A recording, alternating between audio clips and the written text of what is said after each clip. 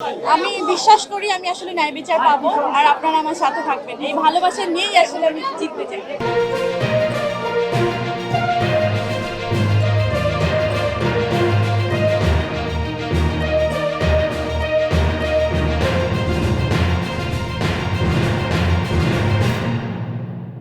আপনারা সবাই তো আমাকে সাপোর্টটা করেছেন।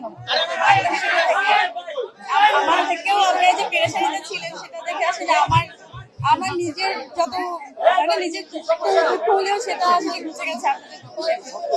কালকে থেকে যেভাবে আপনারা ভালোবাসা জানান দিয়েছেন আমাকে, এই ভালোবাসার প্রতি আমি আসলে সারা জীবন কৃতজ্ঞ থাকবো।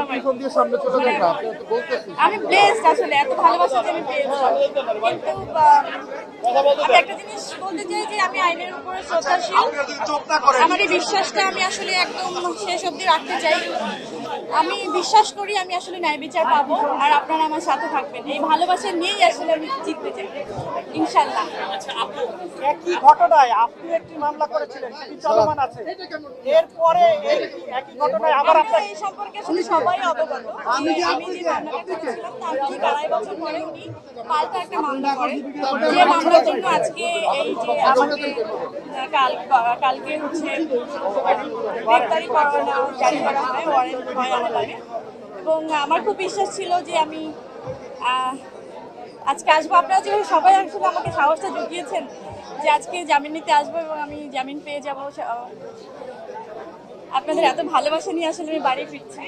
এরকম একটা জয় নিয়েও যেন আমি বাড়ি আসলে ফাইনালি ফিরতে পারি, আপনাদের ভালোবাসার সাথে থাকতে পারি, আমার জন্য দোয়া করবেন।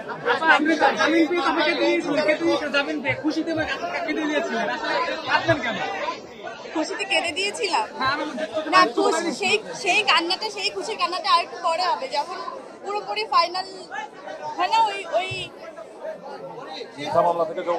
হ্যাঁ, ওই বিচারটা যখন আসলে আমার হবে। শেষ একটা প্রশ্ন, আপনার ওই মামলা থেকে আসলে ওই মামলাকে আপনাকে দমানোর জন্য এই মামলাকে কি মনে হচ্ছে আপনার? এটা তো খুবই পরিষ্কার যে আমি একটা মামলা করলাম, তার 2.5 বছর পরে, ঠিক 2.5 বছর পরেই একটা পাল্টা মামলা করা হলো শুধু দমানোর জন্যই, তার কিছু না। এবং এটা বিচারাধীন। আমার বিশ্বাস যে আমি সঠিক বিচার পাবো, আমি ন্যায় বিচার পাবো।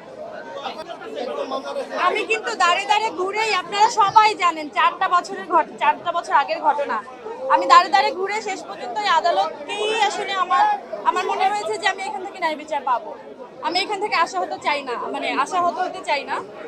আমি সত্যি আশা হারাতে চাই না। আমার একদম বিশ্বাস নিয়ে থাকতে চাই যে শেষ পর্যন্ত সত্যের জয় হোক।